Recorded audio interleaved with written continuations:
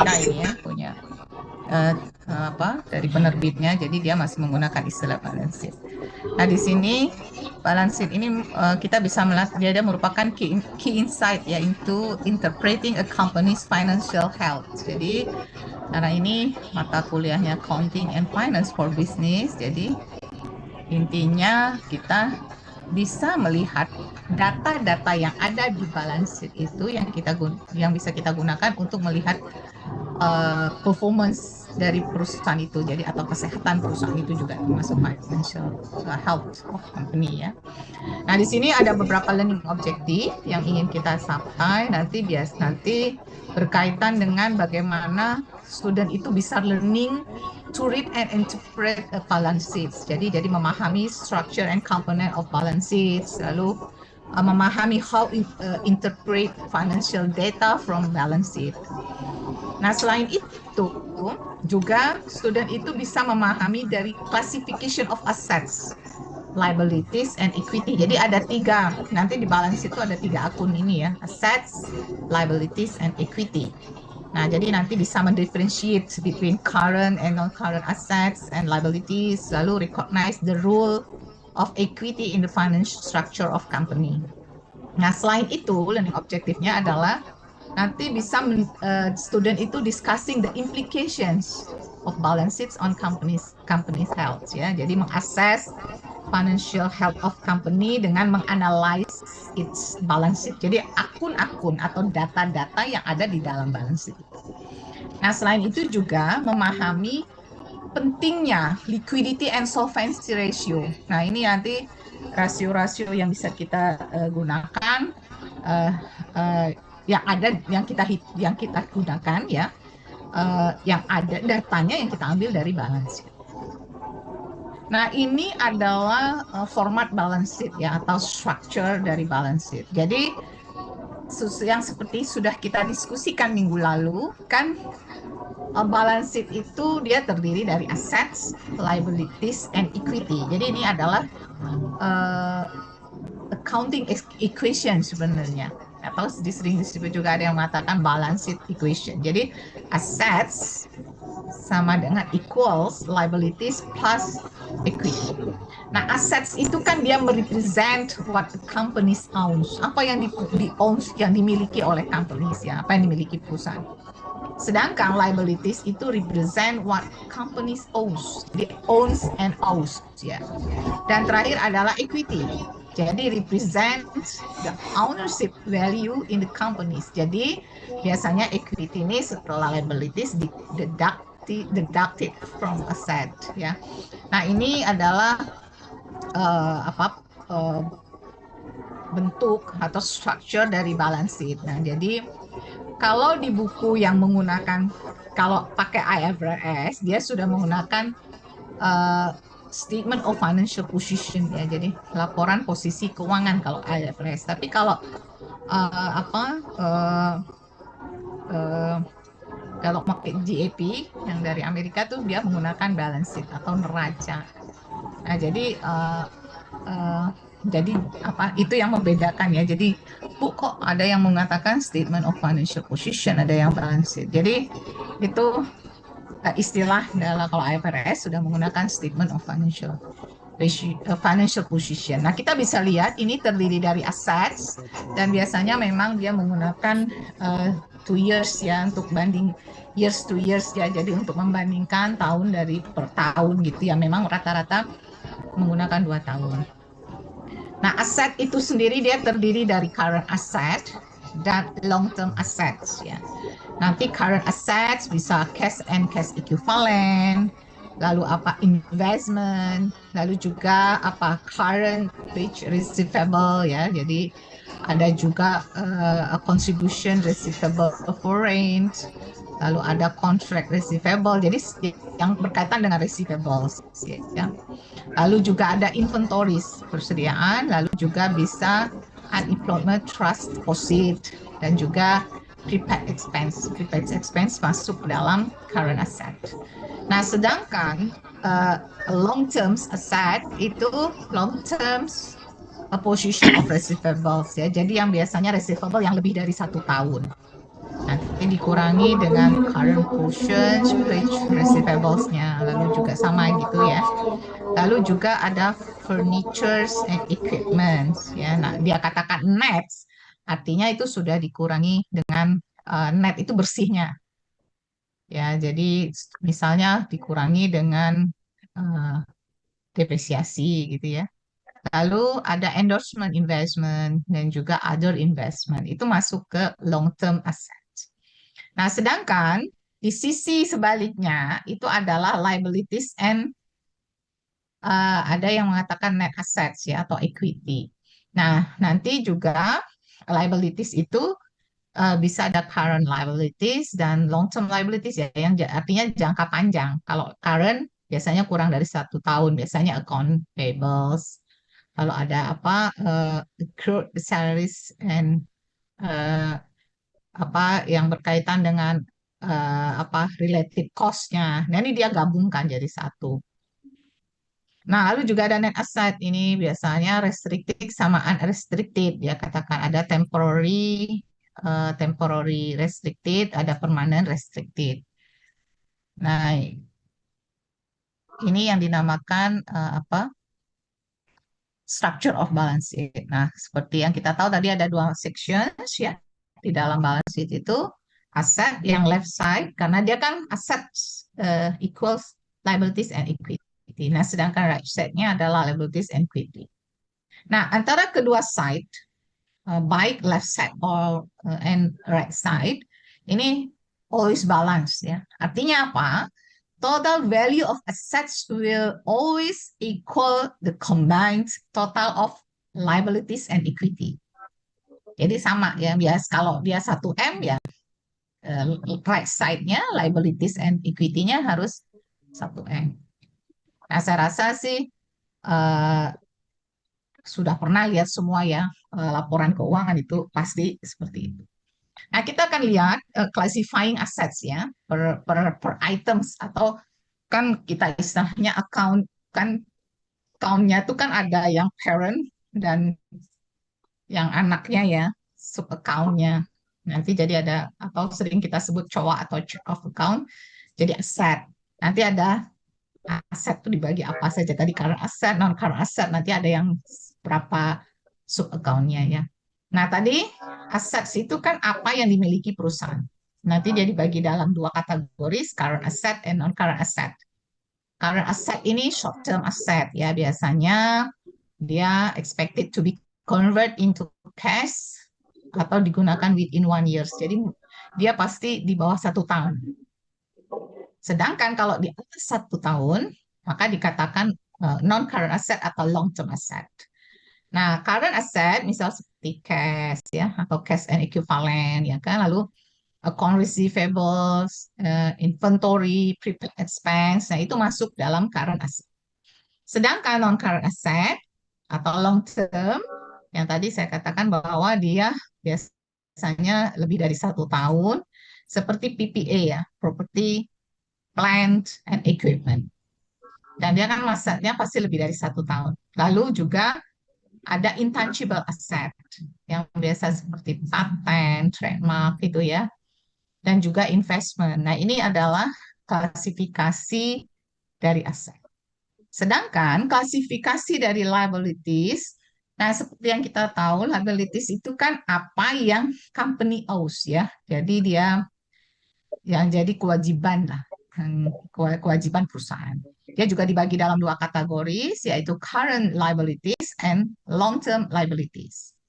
Nah, current liabilities itu sifatnya short term, ya. Jadi short term obligation yang biasanya akan jatuh tempo kurang dari 1 tahun. Sedangkan long term liabilities itu obligation yang akan jatuh tempo di atas 1 tahun. Nah, current liabilities biasanya seperti account payable, ya, short term debt atau accrued expenses. Nah, sedangkan kalau long term liabilities, long term loans ya, yang di atas 1 tahun, bond payable ataupun lease obligations. Nah, ini dari structure dari atau klasifikasi dari akun liabilities. Nah, sedangkan klasifikasi dari equity atau equity account Nah, kan equity itu adalah ownership value in the company. Jadi dia represent what is left after liabilities are deducted from assets. Jadi kan persamaannya kan aset sama dengan liabilities plus equity atau equity sama dengan aset kurangi liabilities. Nah, eh, dalam equity itu ada beberapa sub account ya. Biasanya accountnya adalah seperti common equity, seperti common stock, ya. Ada return earning, ada juga additional paid capital dan juga treasury stock. Treasury stock itu stok yang sudah kita jual lalu kita beli kembali. Nah, di sini equity itu mempresent the residual interest in the company that belongs to shareholders. Nah, itu adalah dimaksud dengan equity. Nah, ini bisa kita lihat contoh balance sheet di Techno Solution ya, contoh yang paling sederhana. Kita bisa lihat nih sisi kiri ada apa? Kiri itu dari kiri saya ya. Jadi aset, ada current asset, ada cash, account receivable, inventory, prepaid expense. Nah, ini akun-akun yang sederhana saja ya, partially dalam yang maksudnya yang bisa jadi eh, apa balance sheet atau statement of financial position itu juga bisa lebih banyak dari ini akun-akun yang ada atau chart of account-nya. Tapi ini hanya menggambarkan yang simpelnya. Nah, kita bisa lihat total asetnya berapa, lalu untuk non current asset ada PPA, ada intangible asset, total asset sekian ya. Jadi total asset itu total current asset ditambah dengan non current asset. Nah, sedangkan di sisi sebaliknya itu ada liabilities. Liabilities ada current liabilities dan long term liabilities. Nah, current liabilities seperti ada account payable, ada short term debt ya. Sedangkan long term ada long term debt. Nah, jadi nanti total liabilities-nya dari current liabilities plus long term liabilities. Nah, sedangkan equity-nya ada common stock, ada return earning. Nah, mungkin kalau common stock ini saham ya, ada yang juga kalau perusahaan mengeluarkan preferred stock juga bisa ya. Nah, return earning ini kira-kira apa coba? Ada yang tahu mungkin Laba yang ditahan bukan itu Bu ya. apa yang ditahan? Laba yang ditahan itu apa, Pak? Eh, Berarti keuntungan yang sebagian di diinvestasikan kembali untuk sebagai modal Bu ya. Ya, yang tidak dibagikan ya, karena kan Iya, nanti ada yang dibagi dalam dividennya bentuk ya betul. dividen ya kan Iya. dari profit ya kan, hitungan yang dari statement apa financial statement atau income statement sorry ya income statementnya itu kan ada profit ya nanti ya kan nanti yang ada yang dibagi dalam bentuk dividen dan ada yang ditahan. Ini biasanya return earning digunakan untuk pengembangan perusahaan ya kan inovasi-inovasi yang lainnya. Nah, ini nanti total equity ditambah dengan total liability itu harus sama dengan total aset. Ya, ini seperti ini yang kita lihat ini ya. Dari sebelah total aset total liabilities-nya 11 billion dan total equity-nya 13 billion. Jadi totalnya 14 billion, 24 billion. Nah, lalu bagaimana kita menganalysing financial position? Nah, jadi kita bisa menganalysing financial position itu menggunakan informasi atau data yang ada di balance sheet. Nah, lalu how to analyze a balance sheet? Ya, kita bisa melihat dari liquidity-nya dan solvency-nya. Nah, liquidity itu apa? Kira-kira apa sih yang dapat perusahaan bayar dalam waktu yang jangka pendek, kewajiban jangka pendeknya. Jadi, karena kan kalau jangka pendek itu berarti kita harus membayar dengan likuiditas ya. Jadi, liquidity can the company pays its short obligation. Nah, jadi kita bisa menganalisis likuiditas perusahaan dan solvensi perusahaan dari apa? Data yang ada di balance sheet. Nah, solvency itu apa? Nah, can the companies meet its long-term obligation and stay financially stable? Nah, jadi itu bisa yang bisa kita lihat, kita analyze balance sheet itu untuk melihat dari segi dari apakah perusahaan itu mampu membayar kewajiban jangka pendeknya atau juga membayar jangka panjang dari likuiditas dan solvency. Atau kalau bahasa Indonesia solvabilitas ya. Nah, equity position-nya, nah how much owners do shareholder have in the company? Nah, kira-kira dia perusahaan itu under atau over leverage. Ya, nah ini yang bisa kita gunakan untuk menganalisis financial position menggunakan balance. Dari sini ada beberapa key financial ratios ya yang bisa kita gunakan menggunakan data yang ada di laporan dari laporan keuangan balance sheet tersebut. Yang pertama melihat tadi kan liquidity ratios ya. Nah, liquidity ratios ini adalah kita mengakses company's ability to meet short-term obligation. Nah, liquidity ratio bisa kita gunakan apa? Oh, kita menghitung current ratio dan quick ratio. Current ratio kita bisa hitung dari current asset bagi current liabilities. Ini semua data ada di di balance sheet ya kan? Gampang kan kita ngitungnya. Nah, current ratio itu apa? Measures the company's ability to cover short-term debt with short-term asset. Nah, jadi ideal rasionya yang bagus itu ya 1,5 sampai 2 ya hasilnya. Tapi itu tergantung industri, kadang industri berbeda-beda. Nah, jadi nanti biasanya kita ngecek saja kalau industri industri mining atau misalnya industri atau manufacturing gitu misalnya berbeda-beda ya current ratio-nya. Nah, tapi idealnya range-nya di 1,5 sampai 2. Nah, sedangkan quick ratio ini bisa kita hitung dari current asset dikurangi inventory bagi current liabilities. Nah, quick ratio kenapa ya? Kenapa dikurangi dengan inventory? Karena kan kadang-kadang inventory itu nggak cepat kita bisa jual ya. Jadi jadi dari current asset. Jadi inventory itu dikeluarkan dulu dari current asset. Nah, jadi data current asset ada di balance sheet, inventory ada di balance sheet, dan current liabilities ada di balance sheet. Tinggal kita ngitung. Nah, quick ratio ini adalah more stringent test of liquidity that excludes inventory. Karena inventory itu nggak mudah cepat ya cairnya, karena kadang-kadang belum bisa kita jual. Nah, dia kenapa biasanya menghitung quick ratio dikeluarkan dulu inventorinya. Jadi dari liquidity ratio yang umum yang bisa kita gunakan ya current ratio dan quick ratio. Nah, sedangkan kalau dari solvency ratios, kan solvency ratios itu kan mengakses company's ability to meet long-term-nya, long-term obligation. Nah, dari solvency ratio kita bisa menggunakan 2 ratio ya, debt to equity ratio dan debt ratio. Yang paling ini sebenarnya sangat sangat informatif ya untuk menunjukkan financial ratios dari perusahaan. Nah, debt equity ratio ini menunjukkan proportion of debt used to finance company's asset ya. Nah, ini bisa kita hitung dari total liabilities dibagi dengan total equity. Nah, interpretasinya gimana ya? Makin tinggi rasionya ya semakin menunjukkan higher financial risk ya. Nah, karena apa? Makin tinggi ya berarti total equity-nya tuh kan banyak tinggi ya. Dan itu risikonya juga semakin tinggi.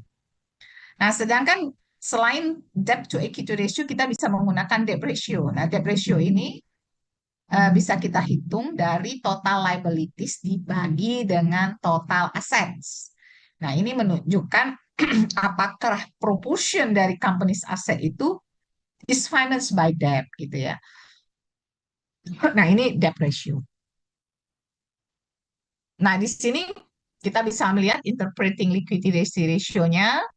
Nah, ini ada contohnya ya kan, current ratio example-nya misalnya tadi kita ada current asset 11 billion dan current liabilities 5 billion. Nah, kita menghitung current ratio ya tadi kan current asset dibagi dengan current liabilities kita dapat 2,2. Nah, bagaimana kita menginterpretasi hasil yang 2,2 itu ya? Nah, artinya apa? Ratio itu has to 2.2 times ya, more current assets than current liabilities. Nah, ini menunjukkan apa ya? Dia mempunyai good short term liquidity. Nah, sedangkan kalau dari quick ratio, nah, tadi kita akan dapat di sini 1,8. Interpretasinya apa? Kan kalau ngitung quick ratio ini dari tadi, dari current asset dikurangi dulu dengan inventory, baru dibagi dengan current liabilities. Nah, interpretasi dari hasil itu yang paling penting kan kalau ngitungnya gampang karena datanya ada di laporan keuangan itu atau di balance sheet. Tapi bagaimana kita menginterpretasi, oh kalau angka sekian tuh artinya apa? Nah, jadi interpretasi quick ratio dengan 1,8 tadi hasilnya menunjukkan that setelah kita keluarkan inventory, maka perusahaan still has 1,8 times the amount needed to cover its short-term liabilities. Nah, itu adalah interpretasi dari ratio tadi ya, current ratio dan quick ratio. Nah, sedangkan untuk solvency ratio, tadi ada dua, debt to equity ratio dan debt ratio ya. Debt equity ratio tadi bisa kita hitung dari total liabilities dibagi dengan total equity. Nah, ada data. Nah, debt to equity ratio-nya dapat 1,85 ya. Interpretasinya apa? For every 1 rupiah of equity, maka company has 1,80 in debt rupiah. Nah, ini sih kalau secara ini karena dia masih di bawah 1 ya, ya moderate debt level lah. Kan makin tinggi ya dia makin higher ya di atas 1. Nah, ini masih masih masih di bawah 1, masih moderate lah debtnya. Nah, sedangkan debt ratio, nah ini dihitung dari total liabilities dibagi total assets. Dapatnya misal 0,46. Nah, artinya apa? Kan 0,46 itu kan sama dengan 46% ya, dan company assets are financed by debt, which is manageable for many companies. Ini masih masih bisa inilah debt ratio-nya. Nah, di sini ada beberapa key takeaways ya. Balance sheet tadi dia provide a snapshot of company's financial position at specific point in time. Tadi saya kenapa dia katakan specific point in time? It mean jadi balance sheet itu kan selalu end of the years gitu ya. Nah, jadi dia memang kita peroleh dalam satu periode akuntansi gitu. Jadi nanti uh, saldo balance sheet akhir tahun itu akan menjadi saldo awal berikutnya. Lalu juga ada key asset classification tadi, aset dibagi dua di dalam dua kategori, current and non-current. Jadi dia berbasis kepada seberapa kemampuan aset itu bisa kita convert dalam cash. Nah, jadi maka dia masuk ke dalam short term dan long term. Nah, sedangkan ada juga liabilities classification juga dibagi dalam dua kategori, current and long term. Juga ini dibagi kewajiban itu mana yang merupakan kewajiban kurang dari setahun masuk jangka pendek, sedangkan di atas 1 tahun masuk ke long term atau jangka panjang.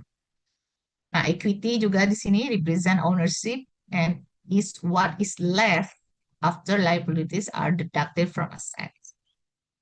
Nah, ini juga ada kata kunci dari financial ratio yang biasa kita gunakan uh, yang ada di balance sheet biasanya liquidity ratio yaitu current and quick ratio dan solvency ratio debt to equity and debt. Jadi ini akan memberikan insight kepada perusahaan ability to meet obligation ya berkaitan dengan solvency dan liquidity. Nah, ini questionnya nanti akan kita diskusikan aja sekalian di ini. Nah, di sini yang akan kita bahas di dalam case study ya. Jadi bagaimana kita bisa memahami dan untuk bagaimana pemahaman kita dalam membaca dan menginterpret balance sheet ya. Karena ini merupakan suatu yang fundamental untuk membuat keputusan berkaitan dengan kesehatan perusahaan atau kinerja perusahaan. Lalu juga liquidity ratio, ya insight tentang short term solvency, dan sedangkan solvency ratio itu juga assess long term financial stability, jadi stabilitas keuangan. Nah, di sini equity ini critical as a percent owner's stake and indicate how much risk the company has taken on. Nah, itu saya rasa untuk apa materi kita hari ini. Nah, hari ini kita akan mendiskusikan PT Tech Ventures kita menggunakan atau kita menganalysing balance sheet data-data yang ada di balancing. Saya rasa itu untuk apa